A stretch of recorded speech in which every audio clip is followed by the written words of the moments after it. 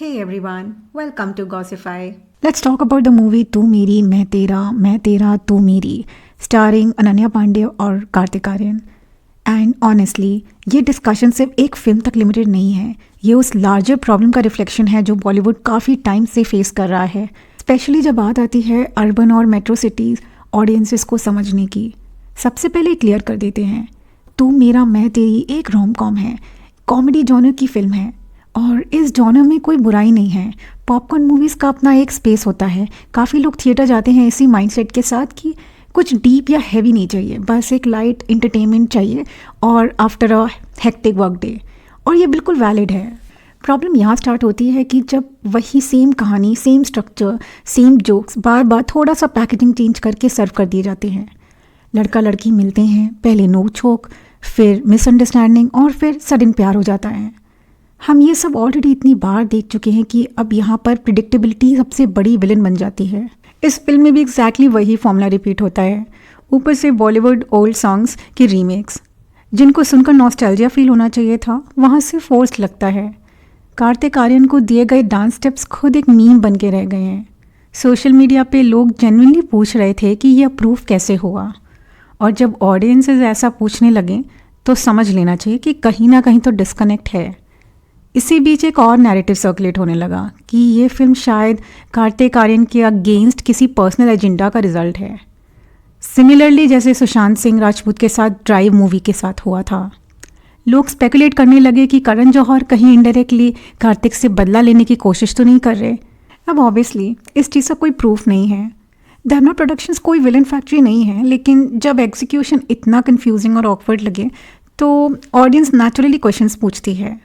Promotions ने situation और भी वर्स कर दी है. कार्तिक और अनन्या की केमिस्ट्री का ओवरसेल करने की कोशिश की गई है और एक दो इवेंट्स तक तो ठीक था, थोड़ा close posing, eye contact, heart sign समझ आता है. बट जब आप हर सिटी, हर लोकेशन, हर फोटोशूट में सेम चीज़ रिपीट करते हो तो वो ऑर्गेनिक नहीं लगता, वो मैन्युफैक्चर्ड रोमांस लगता है और ऑडियंस स्पेशली इस चीज़ को तुरंत पकड़ लेती है. तो उसका रिजल्ट क्या होता है? क्रिंज. मार्केटिंग एंगल भी वीक था.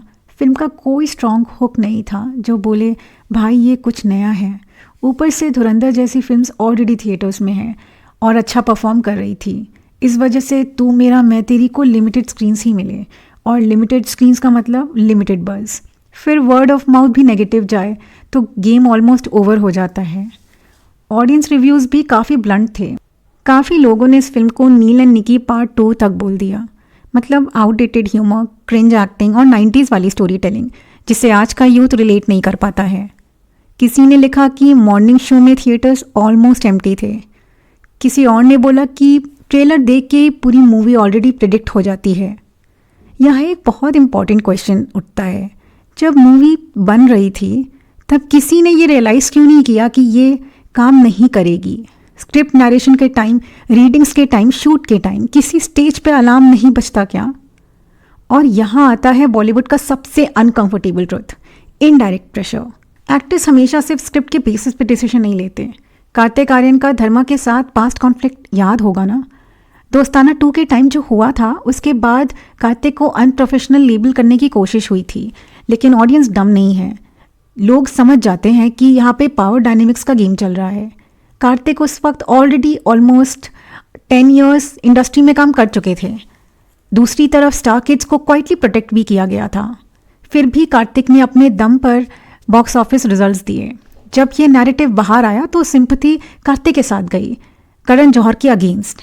बाद में थिंग्स गॉट सॉर्ट आउट, लेकिन जब तू मेरा मैं तेरी का ऑफर आया होगा तो शायद कार्तिक के लिए ना बोलना थोड़ा रिस्की लगा हो. कभी कभी प्रोफेशनल पीस मेंटेन करने के लिए एक्टर्स को मीडियोकर फिल्म्स को भी हाँ बोलना पड़ता है. ये प्रेशर ओपनली दिखता नहीं है लेकिन होता ज़रूर है. अनन्या पांडे के केस में भी पिक्चर थोड़ी डिफरेंट है. धर्मा प्रोडक्शंस ने ही उसके करियर को शेप किया है. तो इंडस्ट्री में एक अनस्पोकन रूल है, जो प्रोडक्शन हाउस लॉन्च करता है वहाँ लॉयल्टी एक्सपेक्टेड है. और ऑनेस्टली अनन्या के पास अभी तक एक भी ऐसी परफॉर्मेंस नहीं है जहाँ पे लोग उसको रेफरेंस के तौर पे याद रखें. दीपिका का रेफरेंस हो तो लोग ऑटोमेटिकली बाजीराव मस्तानी याद करते हैं. आलिया बोले तो गंगूबाई पॉपअप होती है और प्रियंका के साथ बर्फी की इमेज आ जाती है.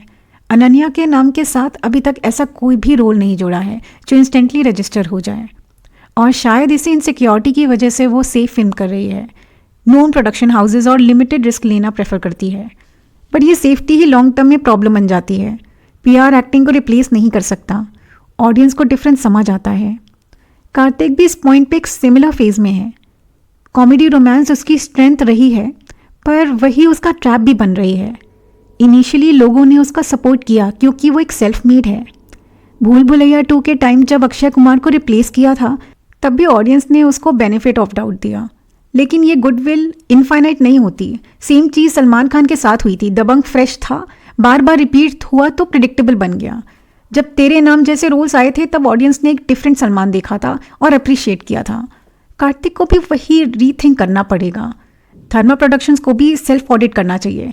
एक ही साल में सिमिलर क्रिंज टेम्पलेट्स को पुश करना जब ऑडियंस क्लियरली रिजेक्ट कर चुकी है, makes no sense. Audience want honesty, freshness और relatability, not recycled formulas with glossy posters. End of the day ये सिर्फ एक फिल्म का फेलियर नहीं है, ये एक पैटर्न का सिग्नल है। अगर बॉलीवुड में ऑडियंस के साथ इवॉल्व नहीं हुई तो ये गैप और भी बढ़ जाएगा। अब आप बताओ, कार्तिक आर्यन और अनन्या पांडे की इस फिल्म को आप कैसे देखते हो? कमेंट करके अपना ऑनेस्ट ओपिनियन ज़रूर शेयर करिए। अगर आपको ऐसे ही रॉ अनफिल्टर्ड सिनेमा डिस्कशंस पसंद आते हैं तो लाइक करिए, शेयर करिए और सब्सक्राइब करिए।